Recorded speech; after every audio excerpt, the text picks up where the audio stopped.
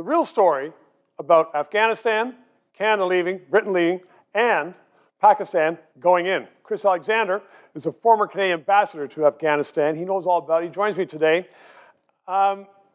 It's a stunning story. I just want you to lay it out because Canada spent so much in blood and treasure there. They're gone.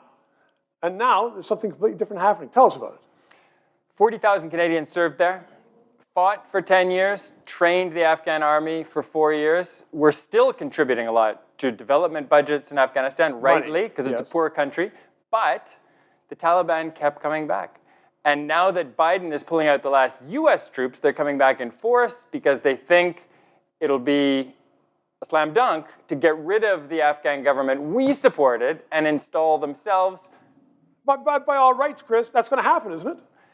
May not be a slam dunk, but they seem to be on the ascendancy. If it happens, it will be our fault. It will be President Joe Biden's fault. Should we have stayed there? We should have kept a small NATO mission to continue providing enablers, to continue supporting this Afghan army.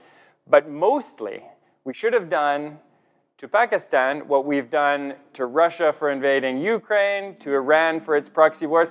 Pakistan is the be-all and the end-all for the Taliban. Why is Pakistan supporting the Taliban?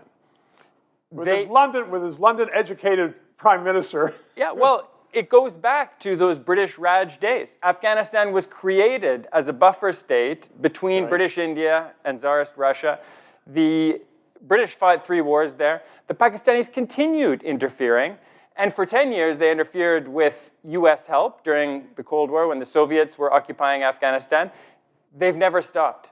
And even when we were there with a UN mandate, with a NATO mission, they never stopped and they've never been called out. It's one of the great acts of duplicity of recent history. I know some people now watching are saying, heck with it all. We shouldn't be there. No more money, no more blood.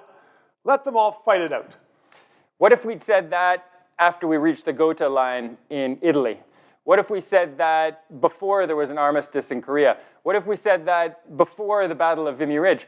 Canada, it's not in our traditions to leave things half done. And what needs to be done now is not more fighting. It is political, diplomatic effort to treat Pakistan the same way we've treated others who are waging proxy wars. And do you think there's any hope of Canada doing that with Pakistan? I don't think there's much hope of us leading. I think there is hope of us being a voice, and there's hope of others. There's hope that others in the US and Europe will get around Biden's prejudice because he really is an outlier on this issue and do the right thing. Well, it's a lot of hope, especially when we have so many problems of our own. But that's the real issue, isn't it? We have our own problems.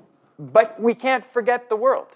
We need to preserve our own credibility. We do that by upholding the same principles abroad that we uphold here. Chris Alexander, smart. Thanks very much. 3 minutes. Justin Trudeau is traversing the country on a government jet, handing out your money for all kinds of projects. I'm sure they're all extraordinarily worthy. Why now? He wants your vote. He is trying to buy a bigger Liberal majority next time around. So, as we are one of the few news services which are not paid for by the government and by Justin, please support us. And thanks for watching.